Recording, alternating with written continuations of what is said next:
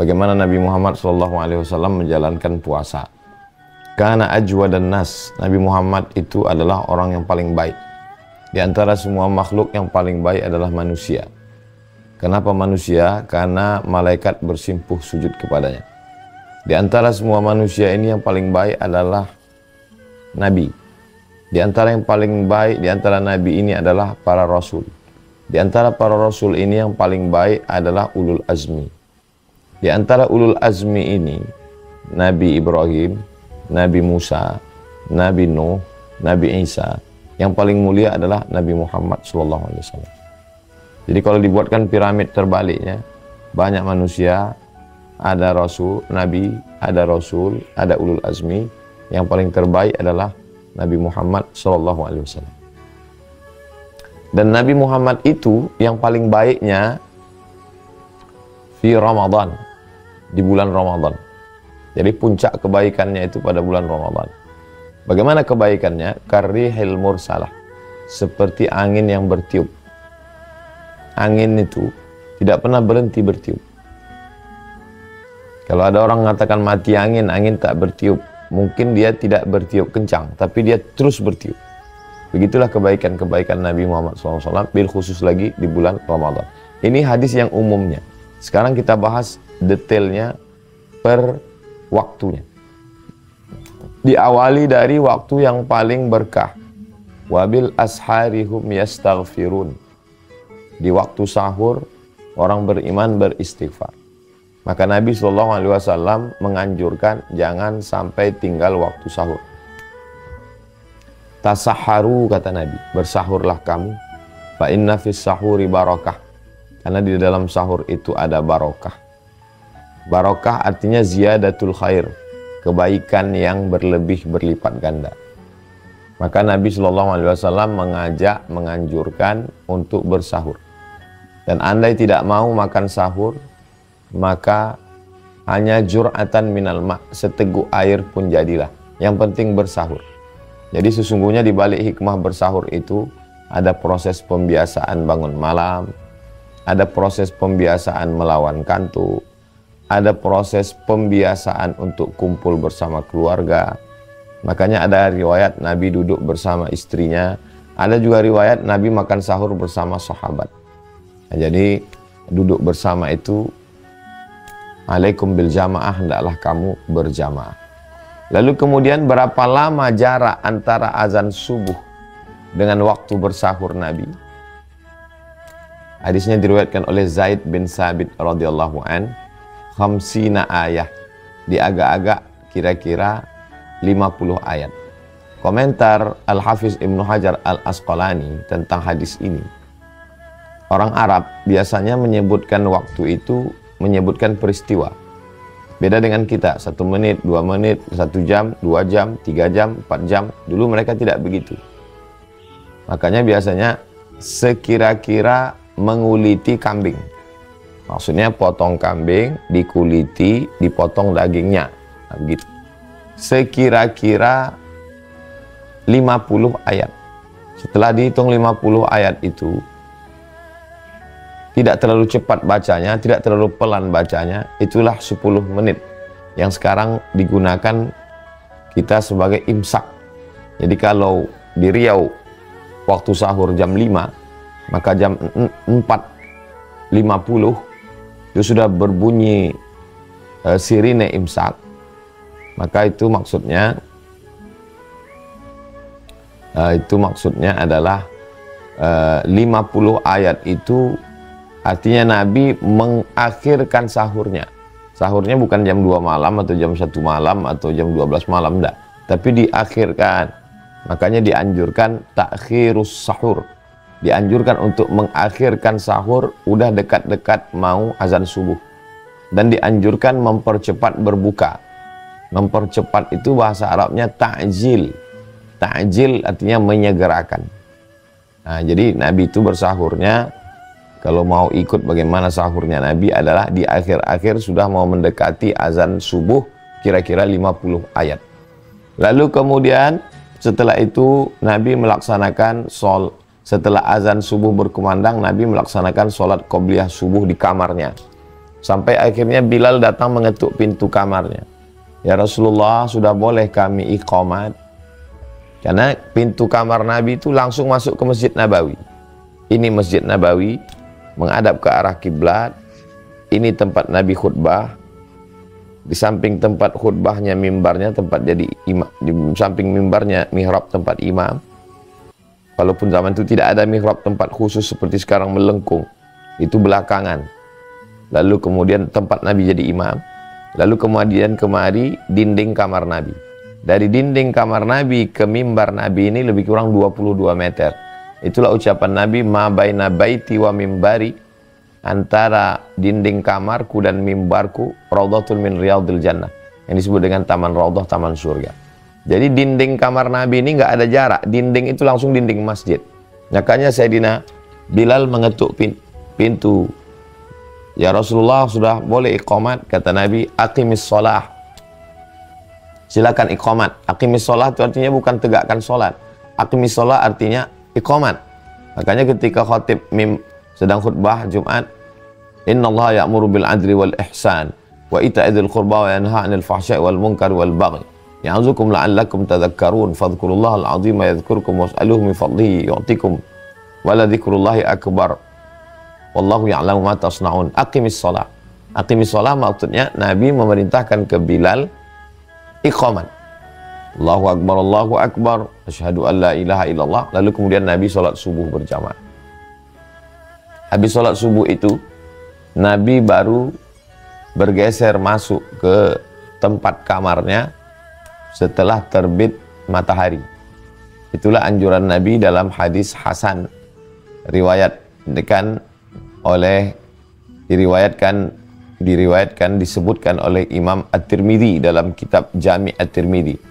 Man shalla subha fi jama'atin, salat subuh berjamaah, summa qa'ada yadhkurullah, duduk berzikir mengingat Allah, hatta tatlu asy-syamsu, sampai terbit matahari, summa yusalli rak'ataini, setelah itu salat sunat 2 rakaat. Nama waktunya syuruk, nama salatnya isyraq, terbit waktu matahari disebut dengan salat isyraq 2 rakaat.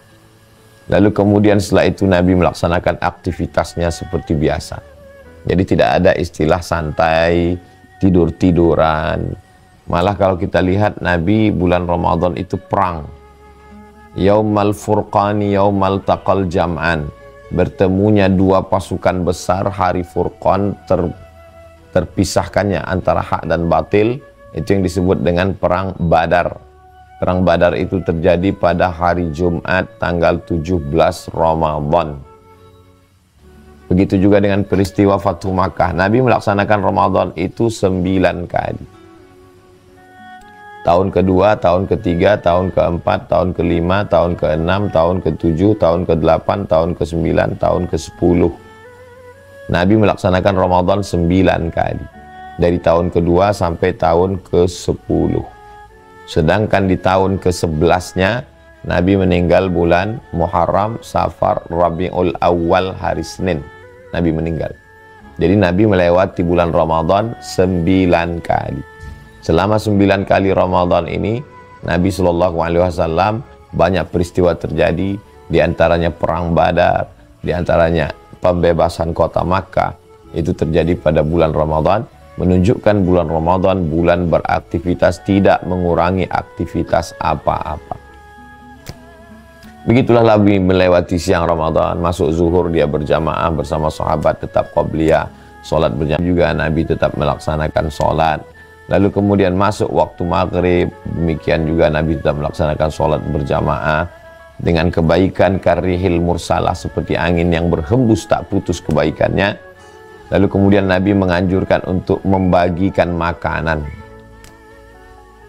Membagikan makanan, man fattara sha'iman. Siapa yang memberikan makan puasa, buka puasa kepada orang yang berpuasa, kana lahu mithlu ajri shaim, maka dia sama seperti orang yang berpuasa. Jadi ini menghadap kiblat, ini mimbar Nabi, ini kamar Nabi. Di belakang kamar Nabi ini adalah kamar Sayyidatuna Aisyah bersama Sayyidina Ali, Sayyidina Al-Hasan, Sayyidina Al-Husain. Ini kamar Nabi dengan Aisyah, ini kamar Fatimah. Sayyidatuna Fatimah, suaminya Sayyidina Ali, anaknya Sayyidina Hasan dan Husain. Di belakang ini tempatnya Ahlus Suffah. Jadi kalau kita lihat sekarang ada tempatnya yang agak tinggi, setinggi lutut. Itulah tempatnya Ahlus Suffah, sahabat-sahabat yang tidak punya tempat, tidak punya keluarga. Mereka menumpang di emperan Masjid Nabawi, dipimpin oleh Sayyidina Abu Hurairah radhiyallahu anhu waktu itu. Lalu kemudian makanan dibagikan tidak hanya kepada mereka, tetapi kepada yang lain. Itulah mengapa di Masjid Nabawi itu mereka berlomba-lomba membagikan santapan buka puasa. Kita selalu menyebutnya takjil. Mana takjil? Takjilnya mana? Takjil itu artinya menyegerakan. Takjil itu bukan makanan. Mengakhirkan namanya takhir. Menyegerakan namanya takjil. Kalau bersahur dianjurkan takhir, menunda sahur sampai menjelang azan subuh. Agak 50 ayat, itulah waktu imsak. Sedangkan untuk berbuka dianjurkan takjil, menyegerakan. Menyegerakan berbuka maksudnya ketika azan maghrib berkumandang jangan tahan, langsung berbuka.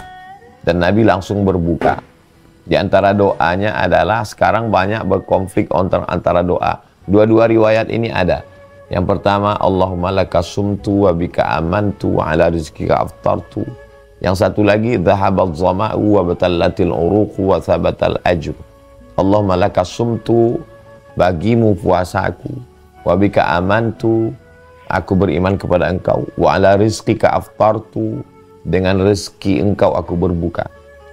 Doa satu lagi, dhahabat zama'u, haus sudah hilang, wa batallatil uruqu, urat-urat sudah basah, wa thabatal ajru, balasan sudah ditetapkan insyaallah.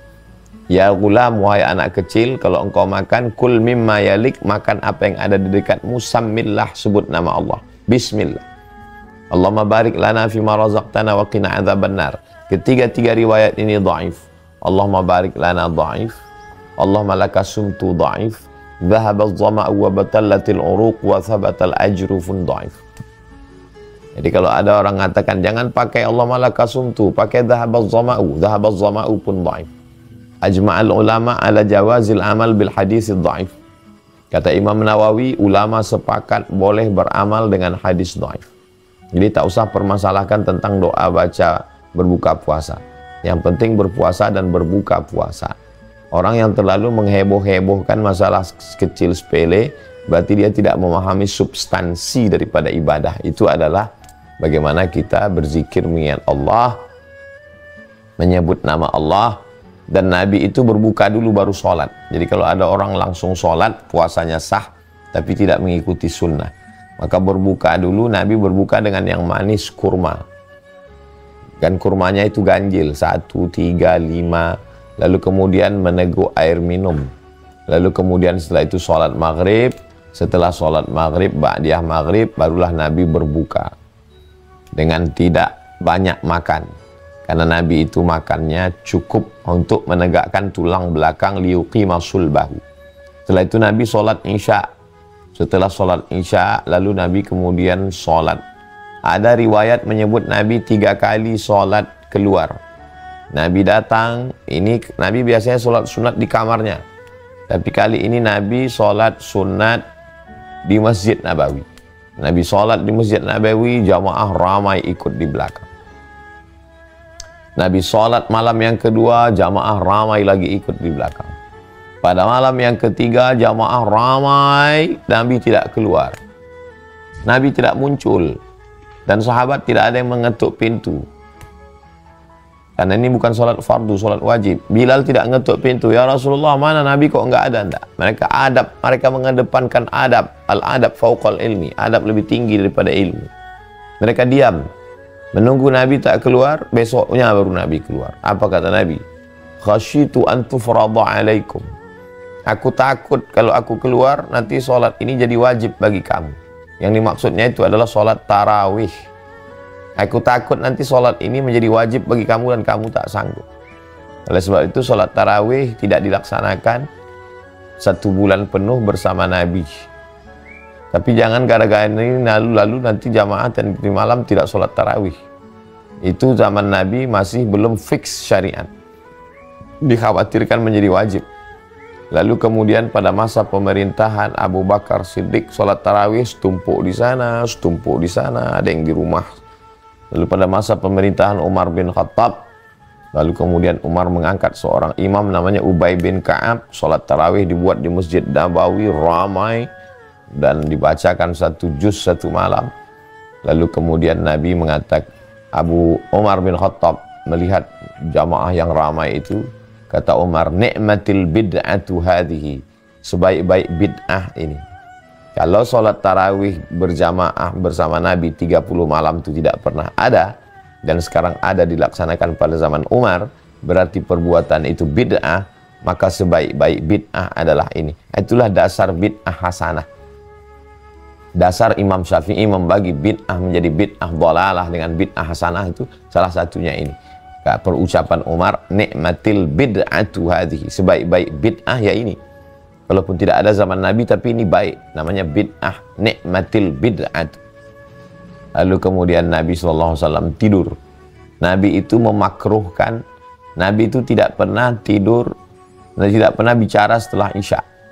Hukum berbicara setelah Isya itu adalah makruh, kecuali bicara agama. Lalu kemudian setelah tidur, barulah bangun malam melaksanakan sholat tahajud. Wa minal laili, dan dari sebagian malam, fatahajjad, maka bertahajudlah, nafilatan lak, sebagai amal tambahan. Asa ayyab'atsaka rabbuka maqaman mahmuda, mudah-mudahan Allah membangkitkanmu nanti dan menjadikanmu berada di tempat yang terpuji karena tahajud itu. Jadi tidur tidak terlalu banyak, makanya ibadah malamnya diisi dengan qiyam.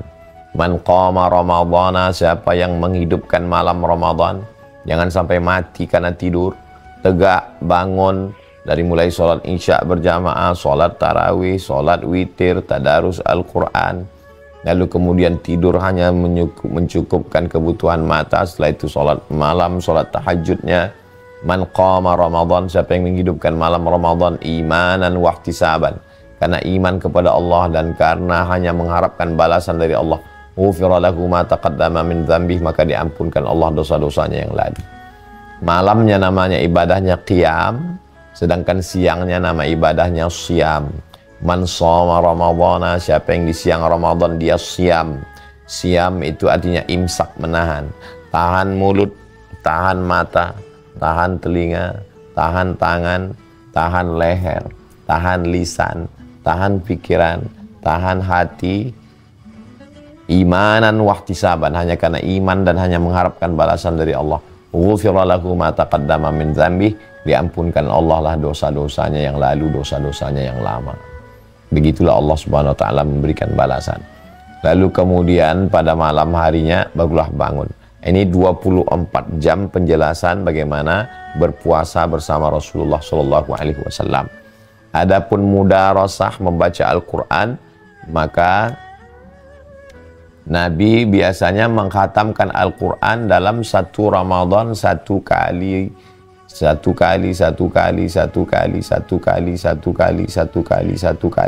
kecuali di Ramadan yang terakhir 2 kali. Maka Nabi mengatakan ini Jibril datang 2 kali. Itu salah satu juga tanda terakhir, karena 2 kali berarti ada spesial. Jadi udah ada beberapa tanda sebetulnya kalau dilihat dari Ramadannya 2 kali mengkhatamkan bersama Jibril. Lalu kemudian setelah Ramadan, Syawal, Zulqa'dah, Zulhijjahnya Nabi menyembelih 63 ekor waktu haji. Jadi udah ada, kalau direnung-renungkan udah ada tanda-tandanya Nabi ini akan meninggal. Kenapa 63? Rupanya meninggal usianya 63.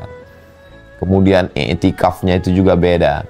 Nabi biasanya i'tikafnya pada Ramadan yang pertama 10 malam, 10 malam, 10 malam, 10 malam, 10 malam, 10 malam, 10 malam, 10 malam. Tapi pada Ramadan yang terakhir 20 malam. I'takafa Rasulullah SAW, Nabi beriktikaf. Nabi itu memulai i'tikafnya pada malam ke-21. Ramadan 20, kalau petang ini Ramadan 20, maka pada petang Ramadan 20, nanti azan maghrib itu sudah masuk, terhitung 21. Nabi pun masuk ke dalam Masjid Nabawi. Ini kamar Nabi. Di situ ada tiang, nama tiangnya itu Ustuwanatul Sarir. Sarir artinya tempat tidur. Karena di bawah tiang itu ada tempat tidur di bawah. Tempat tidur Nabi Muhammad SAW ketika beriktikaf.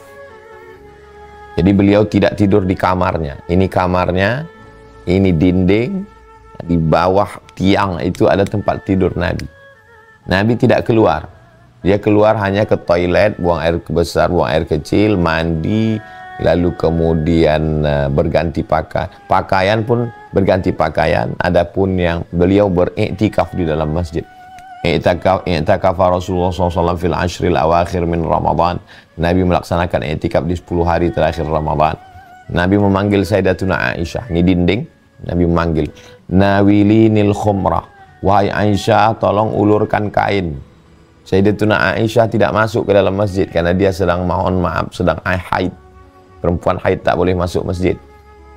Nabi tidak keluar. Kenapa Nabi tidak keluar masuk ke kamarnya ngambil kain? Karena dia khawatir i'tikafnya batal. Begitulah Nabi menjaga i'tikafnya. Sayyidatuna Aisyah tidak masuk ke dalam karena dia sedang halangan, tidak boleh masuk. Lalu Nabi membolehkan tangannya. Itulah dalil perempuan yang haid badannya di luar masjid, tangannya boleh masuk ke dalam. Lalu kemudian Nabi minta sisirkan rambutnya. Kenapa Nabi tidak masuk ke kamarnya? Nabi tidak mau membatalkan i'tikafnya. Kenapa Sayyidatuna Aisyah tidak masuk ke dalam masjid? Karena Sayyidatuna Aisyah sedang berhalangan. Kenapa Nabi tidak mengambil sisir? Itu dia sisir sendiri di dalam. Nabi juga orang yang romantis. Nabi ingin rambutnya disisirkan oleh Sayyidatuna Aisyah. Itulah yang dibuat orang dalam lagu. Nah, menyisir rambutnya. Sayyidatuna Aisyah menyisir rambut Nabi SAW. Di bulan Ramadan, Nabi tetap dengan orang yang santun, yang baik, yang berakhlak. Makanya Allah memujinya. Wa innaka la'ala khuluqin azim. Akhlak engkau yang luar biasa. Lalu kemudian Nabi baru keluar dari tempat i'tikaf itu 2 riwayat. Riwayat yang pertama petang Ramadan terakhir. Riwayat yang kedua subuh, habis sholat subuh pada hari Idul Fitri. 2 riwayat. 2 riwayat ini tidak bertentangan. Boleh jadi dua-duanya diamalkan. Karena Ramadannya selama 9 kali Ramadan Nabi Muhammad SAW. Itulah Ramadan secara umum dan Ramadan secara khusus yang sudah kita bahas detail dari mulai bangun malamnya, sahurnya, siangnya, sampai bukanya, sampai malamnya lagi.